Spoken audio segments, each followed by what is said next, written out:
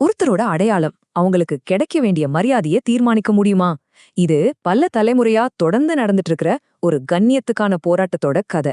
வாங்க இந்த முடிக்கப்படாத புரட்சிய பத்தி கொஞ்சம் விரிவா பாப்போம். இந்த கதை அர்ஜுன்ல இருந்து ஆரம்பிக்குது. அர்ஜுன் ஒரு சட்டக்கல்லூரி மாணவன். தனக்காக ஒரு வாடகை வீட்டையும் கண்டுபிடிச்சிட்டான். எல்லாம் சரியா போயிட்டு இருக்கு, அக்ரிமெண்ட் போடுற நிலைமைக்கு வந்தாச்சு. ஆனா அப்போ வீட்டு உரிமையாளர் ஒரு சின்ன தயக்கத்தோட இப்படி கேக்குறாரு. யோசிச்சு பாருங்க, இந்த ஒரு கேள்வி அந்த மொத்த உரையாடலையும் தலைகீழா மாத்திருது. ஒரு நொடியில எல்லாமே மாறிப்போகுது. ஒருத்தரோட தகுதியை விட அவரோட பிறப்பு முக்கியமாகிடுற தருணம் இதுதானோ? அர்ஜுன் வாய திறந்து பதில் சொல்றதுக்குள்ளேயே இந்த பதில் ரொம்ப சாதாரணமா வருது. அந்த ஒரு நொடியோட பாரம் நம்ம மனசையே அழுத்துற மாதிரி இருக்கு. ஒரு கனவு ஆரம்பிக்கிறதுக்கு முன்னாடியே முடிஞ்சு போச்சு. மனசு உடைஞ்சு போன அர்ஜுன் நேரா டாக்டர் B.R. அம்பேத்கர் சிலைக்கு முன்னாடி போய் நிக்கிறான். அப்போ இந்த வார்த்தைகள் அவன் மனசுல ஒலிக்குது. தனக்கு மறுக்கப்பட்ட அந்த இந்தியன்கிற அடையாளத்தை இந்த வரலாற்று நாயகனோட வார்த்தைகள் திரும்பவும் அவனுக்கு ஞாபகப்படுத்துது. சரி, இன்னைக்கு அர்ஜுன் அனுபவிக்கிற இந்த வலிக்கு காரணம் என்ன? இதோட ஆணிவேர் எங்க இருக்கு? அதுக்கு நாம கொஞ்சம் காலத்துல பின்னாடி போகணும். வாங்க அம்பேத்கரோட சின்ன வயசுக்கு போவோம். இந்த பாகுபாட்டோட ஆழமான வேர்களை புரிஞ்சுக்குவோம்.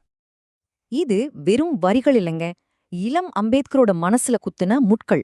மத்த குழந்தைங்கள்லாம் பானையிலிருந்து தண்ணி குடிக்கும்போது தாகத்தோட ஓரமா நின்னு பாத்துட்டு இருக்கிற அந்த வலி, டீச்சர் தன்னோட ஹோம்ஒர்க் நோட்டு தொடக்கூட மாட்டேன்னு ஒதுக்கி வச்சது, இப்படி ஒவ்வொரு நாளும் நடந்த அவமானங்கள் அவரோட மன உறுதிய இரும்பா மாத்துச்சு.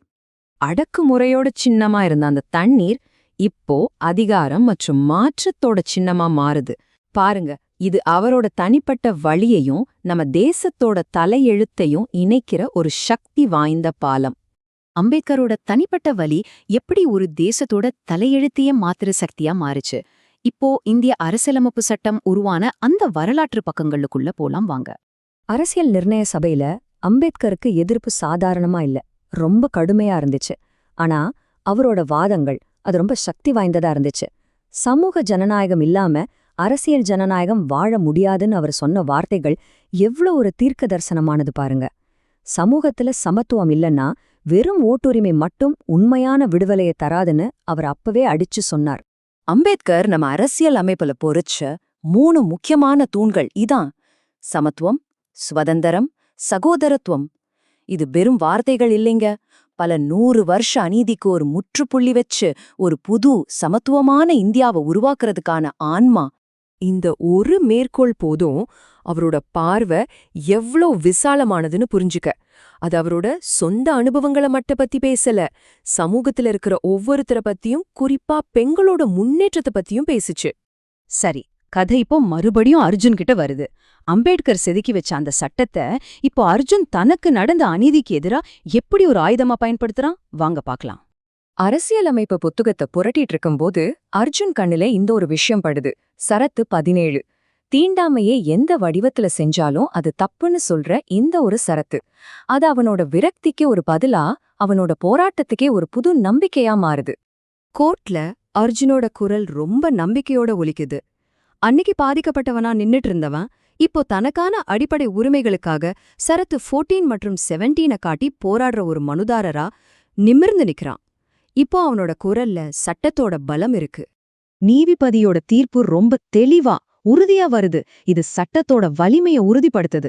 இது வெறும் அர்ஜுனுக்கு கிடைச்ச வெற்றி இல்ல, நம்ம அரசியல் அமைப்பு சட்டத்தோட ஆன்மாவுக்கு கிடைச்ச வெற்றி. ஆமா, இது ஒரு தனிப்பட்ட வெற்றி, ஒரு கொண்டாட்டத்துக்கான தருணம்.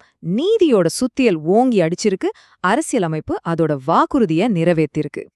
ஆனா இங்க ஒரு முக்கியமான கேள்வி வருது. ஒரு தனிப்பட்ட மனுஷனுக்கு கிடைக்கிற சட்ட வெற்றி சமூகத்துல ஆழமா வேரூனி போன ஒரு பிரச்சனைய முழுசா சரி பண்ணிடுமா? இதுக்கான பதில அர்ஜுன் சீக்கிரமே தெரிஞ்சுக்கிறான். இந்த உணர்வு தான் ரொம்ப முக்கியம். கோர்ட்டு விட்டு வெளியே வரும்போது தனக்கு நடந்த அதே அநீதி இன்னொருத்தருக்கு நடக்கிறத பாக்குறான். அப்போதான் உனக்கு புரியுது, சட்டத்துக்கும் நம்ம அன்றாட வாழ்க்கைக்கும் நடுவுல எவ்ளோ பெரிய இடைவெளி இருக்குன்னு. அவனோட போராட்டம் இன்னும் முடியல. அப்பதான் அம்பேத்கரோட இந்த புகழ்பெற்ற வார்த்தைகள் அர்ஜுனுக்கு ஒரு புதிய பாதையை காட்டுது. இது வெறும் ஒரு மேற்கோள் இல்ல, இது மாற்றத்துக்கான ஒரு தெளிவான செயல்திட்டம். அந்த புதிய லட்சியம் இப்போ செயல்களா மாறுது.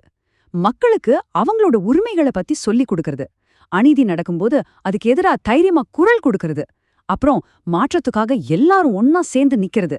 இதுதாங்க உண்மையான புரட்சிக்கான பாதை.